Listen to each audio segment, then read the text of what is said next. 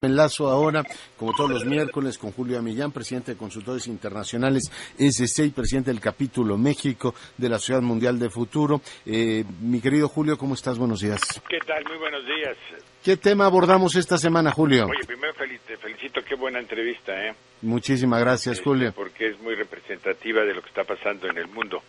Mira, pues esta semana yo quisiera que pudiéramos platicar con respecto a uno de los resultados que tuvimos en la reunión que tú hiciste el honor y el gusto para nosotros que tú estuvieras y el honor que estuvieras también, de la Sociedad Mundial del Futuro, que fue combinada con precisamente a convocatoria de la Universidad Nacional Autónoma de México y nosotros, que fueron los proyectos de prospectiva del mundo. Sí.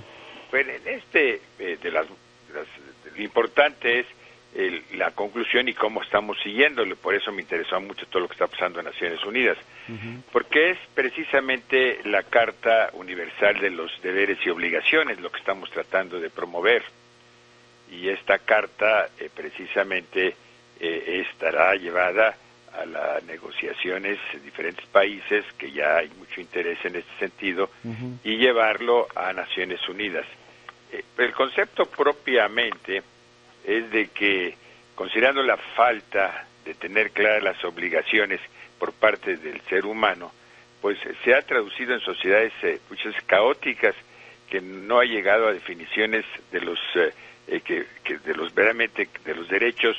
Siempre existe una carta de derechos, existe todo lo que constituye precisamente un intervencionismo. Incluso se ha politizado mucho el tema de los derechos humanos y se ha aplicado de manera desigual a iguales, y se ha usado para incluso intervencionismos, de una manera que pues incluso lo vemos ahora en México en algunas cosas, y esto se ha exagerado.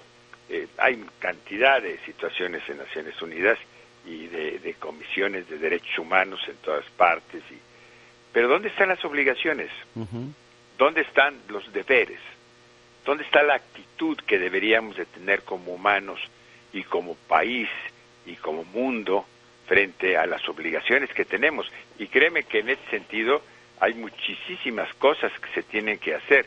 Y ahora que el grupo está trabajando y pensamos en este mes tener ya el primer borrador, pues yo diría que si hay derechos es porque a esto les corresponde un deber. Claro. O una obligación respectiva, ¿no?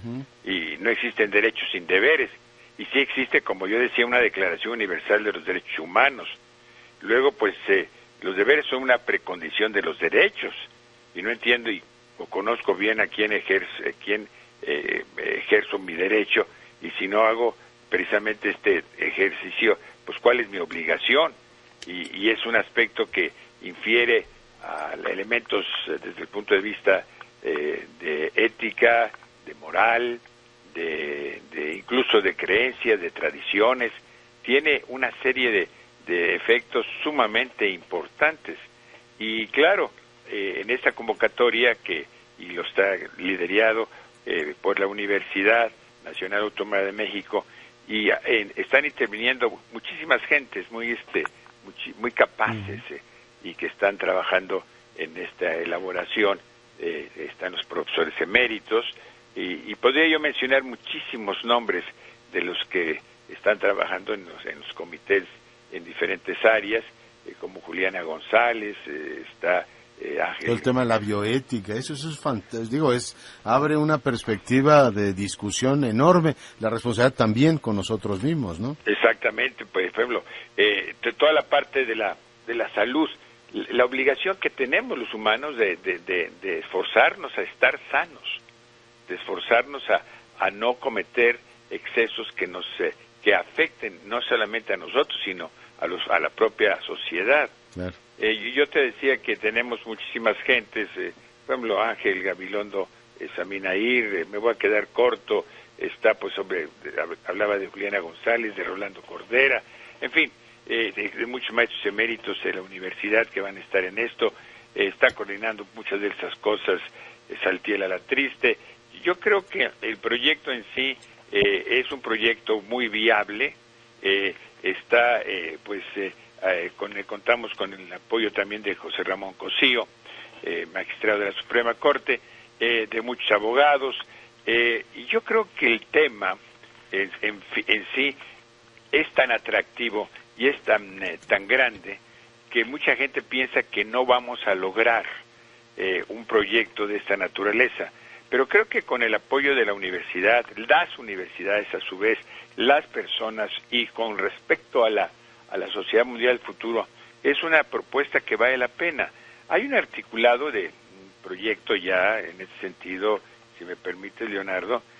Hay una propuesta en el concepto de los deberes y obligaciones, pues en justicia y Estado de Derecho, educación, cultura y medios sociales de comunicación, en desarrollo sustentable y generación de energía, en salud y producción de medicamentos, en nutrición y producción de alimentos, economía, financiamiento y condiciones sociales, desarrollo científico y ética para la vida, de fronteras, migraciones y grupos vulnerables, y de los derechos de los seres vivos no humanos.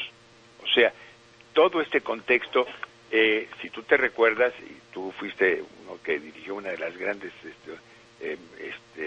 sesiones aquí en el proyecto que tuvimos de los futuros del mundo. Sí, me tocó el privilegio del Estado de Derecho, ¿sí? Exacto. Con Federico Rey Ceroles. Por cierto, hay un nuevo libro, pero bueno, ese es otro tema. Pero, en realidad, bueno, te quiero decir, Federico está está invitado, está en este conjunto. Entonces, todos los que participaron precisamente en este evento, y parte y agregados muchas otras personalidades, viene Pilar, que Pilar, como tú sabes, la esposa de Saramago, que es una de las grandes ilusiones y presentaciones del propio Saramago como premio Nobel, y lo incorporó como una necesidad. Creer que los humanos tenemos precisamente obligaciones y tenemos deberes. Tenemos derechos, sí, por supuesto, pero se han exagerado tanto los derechos que no están correspondidos a obligaciones.